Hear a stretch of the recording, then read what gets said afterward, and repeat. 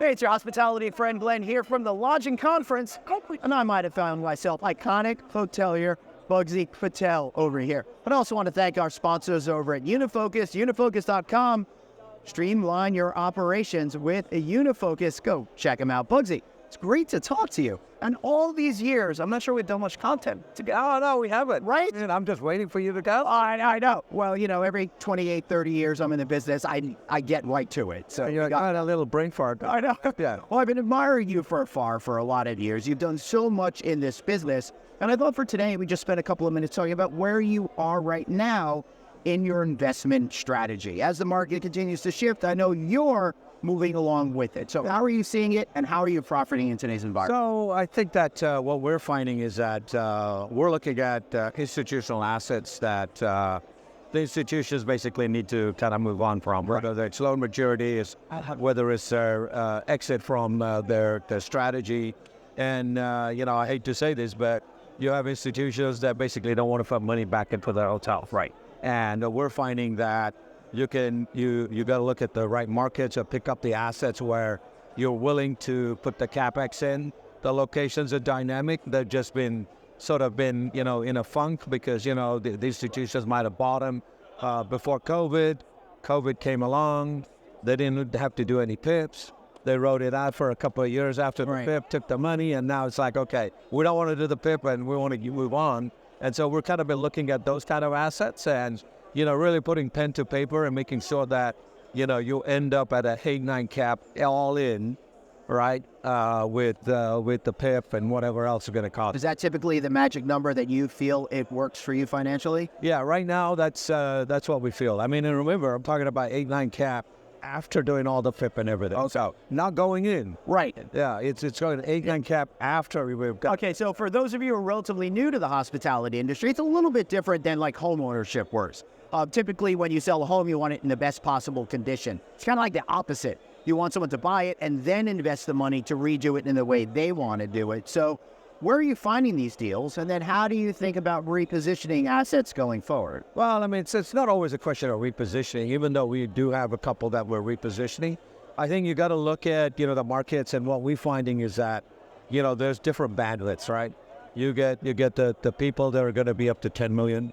Then you're going to get people that are going to be up like 10 to 15 million. And then you're going to get people that are 15 million and above. Right. And, right now, REITs are not that active in acquiring assets. They're just posing quite a few assets. And, sometime during the cycle, obviously, assets are kind of being traded because people either have a problem or whatever else. So we look at markets that, primarily in the Northwest, and we look at markets that we know. We know the markets. We know where the hotels are located. Right. And, all intents and purposes, we're looking for that low-flying, under-the-radar, that we know that we can execute. We know that we're in this bandwidth of, to 20 to 35 million that we can execute against where other people are not going to compete. And so, you don't want other people to compete. So how do you find those deals? Is it a lot of built on relationships, or do you just randomly approach people from time to time? No, I mean, I think it's a lot of relationships. Yeah. Okay. I mean, over the years, we've built up a lot of good relationship. Yeah. And, when you're dealing with institutions, it's like they want to know the certainty to close once you get to a certain point. Right. They don't want to be messed around. And so when we're bidding on projects, we have the tendency to be towards the top end of the pile. Right. Because they know us, they know we've executed, they know we can do the deals, and we do what we say.